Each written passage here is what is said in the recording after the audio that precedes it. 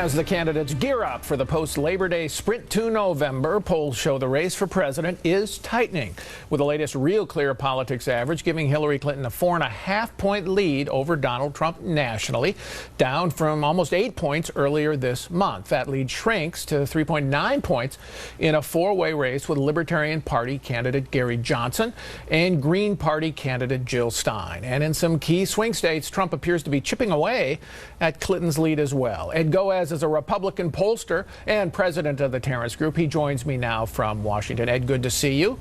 Good to see you, Paul. How are you? Good, thanks. What do you make of this Trump modest bounce?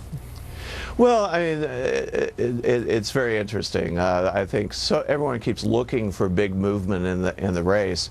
Both candidates, if you look at the average of all the polling going back for the last year, both candidates have been working within a certain range, bandwidth, if you will, on the ballot.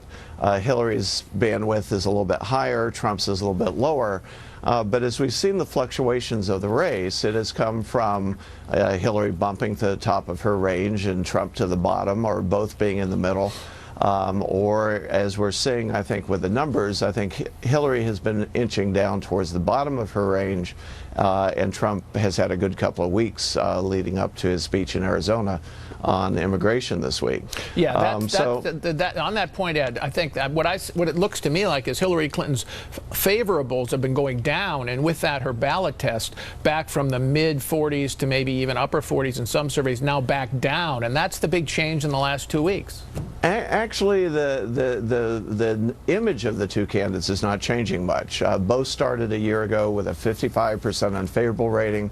If you look at the averages today, Hillary's at a 54%, Trump is at a 56%. Unfavorable. Those numbers are baked in. That's what I mean about everyone keeps looking for big movements in the race. I think the only potential for big movements to break out of that bandwidth that they've been in is the first debate, and that's nearly a month away. And is that would that be in particular if Trump can improve his image as a potential president? Is that the key test for him in the debate? I think, as you know, first of all, there's not much expectation for the candidates to move their favorable-unfavorable rating, but I do think you could see him bumping up towards the top of his range and her knocked to the bottom, or vice versa. But the bottom line is, I think this race is, if you look at the numbers today, you mentioned 4.5 points. If you look at the race today, I believe that's about where the race is. That's kind of the center of them both being in the middle of their bandwidths. So is this a race where one of the two candidates could win the presidency with 45% of the vote? It is, and that's where you look at, I think you're going to see everyone looking more and more at the four-way ballot. Right. The interesting thing about the four-way ballot is actually Hillary loses more. For example, the latest Fox News poll, she had a 6-point lead on the two-way and dropped to a 2-point lead on the four-way. She loses more of that vote. And I think where in the past we've always kind of downplayed the four-way ballot because those candidates in the fall tend to fade away. Right. Because the negatives are so high with both these candidates, I think you're going to see them driven to that point on the four-way ballot. And if not vote for those candidates, they may well stay at home. Well, and that's when you see the numbers change. Okay. It puzzles me that the vote for Gary Johnson, the Libertarian, would be coming from Secretary Clinton. The Libertarian, you'd think, would be taking votes away from the traditional, more free market party, the Republican Party. Why do you think this might be happening, taking votes from her in this election? Well, again, it's coming from independents. It's not coming from Democrats or Republicans. It's coming from independents who have a 65% unfavorable rating of both these candidates. What you see is that Trump, in the four-way, Trump's advantage with those independents shrinks because he's also losing some of those independents. But in the case of Hillary Clinton, she has two places those independents can go. They can go to Stein or they can go to Johnson. Right. And that's what's happening. It's not that all those votes are going to Johnson. Do you see any chance that Trump can flip this where he comes up on top, other than maybe a sterling debate performance? You know, I have felt all along that there's nothing in the numbers that says he can't win this race. So that's always an opportunity. That's always going to be an opportunity for him.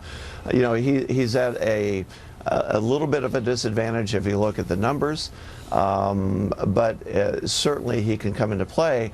I think more and more the focus is going to become the ground game.